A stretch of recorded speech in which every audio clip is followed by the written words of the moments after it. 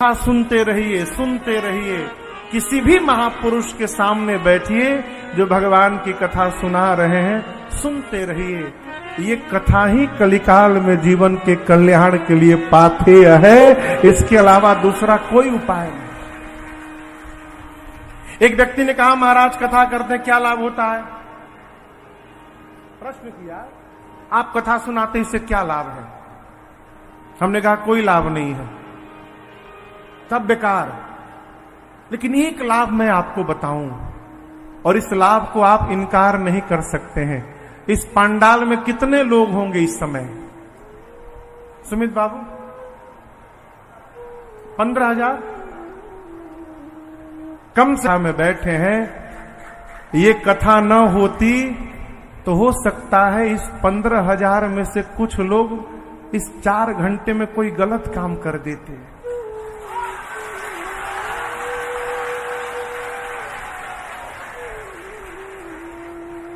कुछ ना कुछ गलत कर देते, कोई लाभ नहीं हुआ, कम से कम वो गलत काम होने से तो बच गया हो, ये बहुत बड़ा लाभ है। भगवत कथा मन को रिचार्ज कर देती है। एक बेटा MBA पढ़ के आया लंदन से, तो पिताजी कथा सुनने गए तो बोला पिताजी से कि आप लोग बेवकूफ लोग हैं, 3 घंटा 9 दिन कथा सुनते हैं, 27 घंटा आप जीवन का बर्बाद कर दिए। 27 घंटा यदि हजारों लोग काम करते, देश का कितना विकास होता। बेटे के प्रश्न को बाप कुछ बोल नहीं पाया। जय हो, जय हो, जय हो, जय हो। पिता कुछ बोल नहीं पाया। जो महाराज कथा सुना रहे थे उनके पास जाकर पिता रोने लगा। महाराज मेरे बेटे ने मेरे से ऐसा प्रश्न किया, क्या उत्तर दूं? बोले बेटे को ले आइए। आएगा नहीं, किसी तरह ले आइए।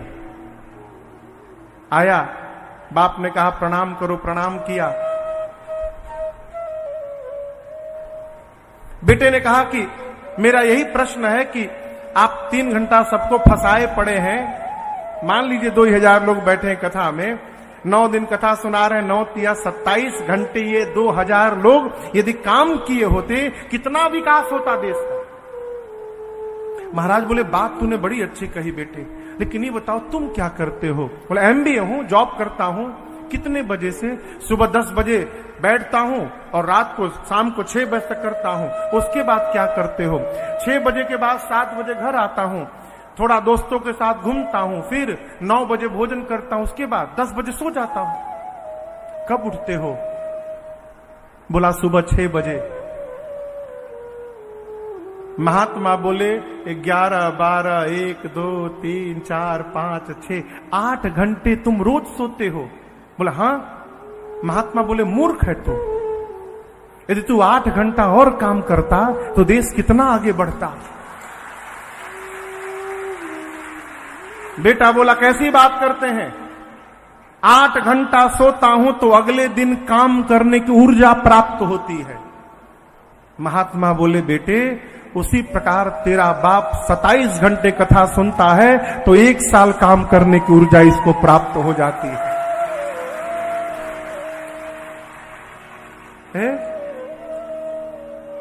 कथा जीवन को सरस बना देती है, कथा जीवन को सरल बना देती है, कथा जीवन को सहज बना देती है।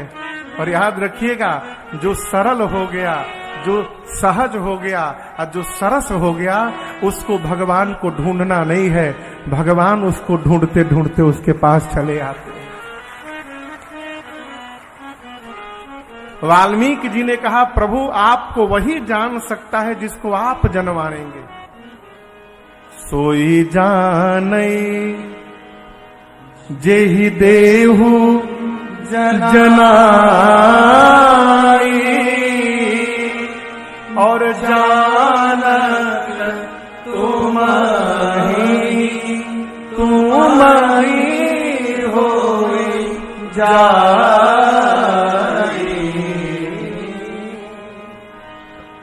आप मुझसे पूछ रहे हैं राम जी मैं कहां रहूं?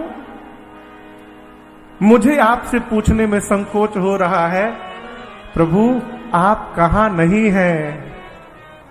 आप पूछ रहे हैं मैं कहां रहूं, मैं आपसे पूछता हूं आप कहां नहीं है। पहले आप उस स्थान को बताइए जहां आप नहीं है, फिर मैं आपको बताता हूं आप कहां रहिए। राम जी मुस्कुराने लगे। वाल्मीकि जी ने कहा, प्रभु मैं तो विनोद कर रहा था आपके साथ। मैं आपके रहने के लिए प्रभु 14 स्थान बताता हूं। कितने स्थान? और बोले इन 14 स्थानों में से जहां आपका मन करे आप जाके रहिए प्रभु।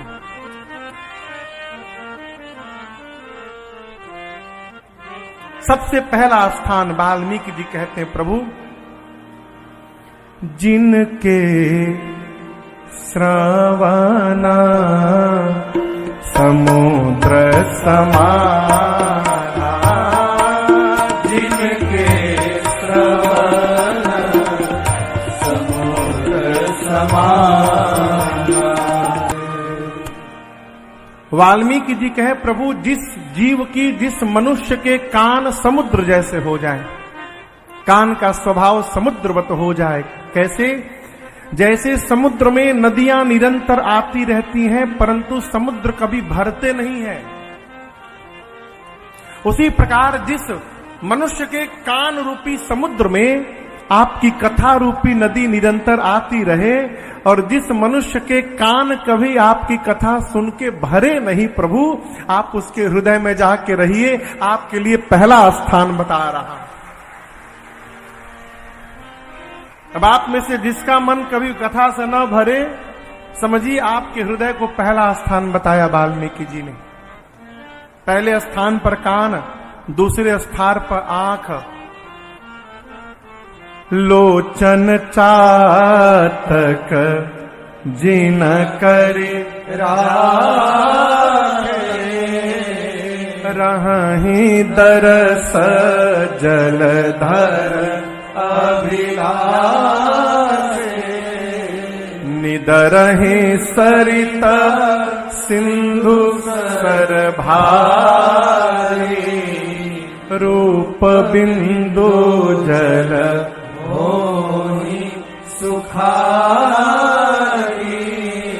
वाल्मीकि जी बोले, प्रभु एक पक्षी है जिसका नाम है चातक। आप लोग पढ़े हैं चातक के बारे में? हाँ,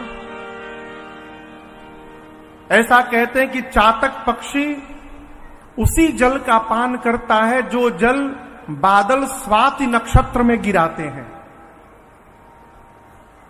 स्वाति में जब वर्षा होती है तो चातक उसी जल का पान करता है। प्यास से जब चातक मरने लगता है तो मरते समय भी वो अपने मुख को ऊपर ही किए रहता है। सोचता है यदि चोंच नीचे करके गिरूंगा और मरते समय यदि कोई दूसरा जल मेरे मुख में चला जाएगा तो मेरे जीवन भर का प्रेम मरते समय झूठा हो जाएगा, इसलिए ऊपर करके मरता है। वाल्मीकि जी कहते, प्रभु जिस व्यक्ति की आंखें चातक हो जाए और आपका रूप स्वाति का बूंद हो जाए, अर्थात जिस जीव की आंखें केवल आपको देखने के लिए ललायित रहती हो, प्रभु आप उसके हृदय में अकेले नहीं, सीता जी और लक्ष्मण जी के साथ जाकर विराजमान हो जाइए। आपके लिए दूसरा स्थान है। आंखें भगवान को ढूंढे, आंखें भगवान को देखे। तीसरा घर जिह्वा को कहा, प्रभु जिसकी जिह्वा दिन रात आपका गुणगान करे। आपके कथा रूपी मानस सरोवर में से जिस व्यक्ति की जिह्वा हंसनी बनके आपके नाम और गुण रूपी मोती का चयन करे, प्रभु आप उसके हृदय में रहिए। आपके लिए तीसरा घर, नाम लेने का स्वभाव बनाइए। नाम लेने का स्वभाव बनाइए। कैसे बनाए महाराज? घर में चारों तरफ भगवान का नाम लिख के रखिए।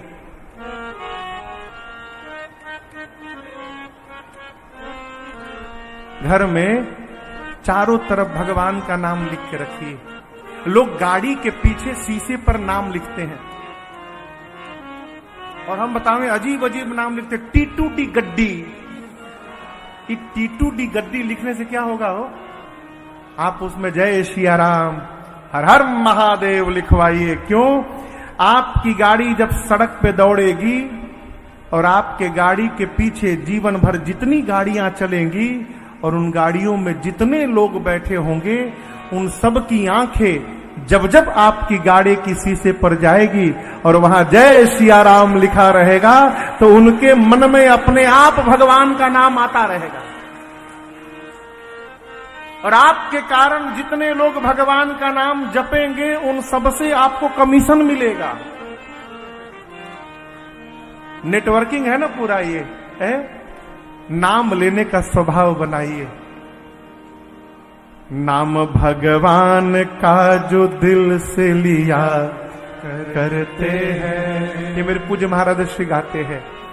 नाम भगवान का जो दिल से लिया करते हैं, उन्हीं भक्तों को प्रभु प्यार किया करते हैं। उन्हीं भक्तों को प्रभु प्यार किया करते हैं।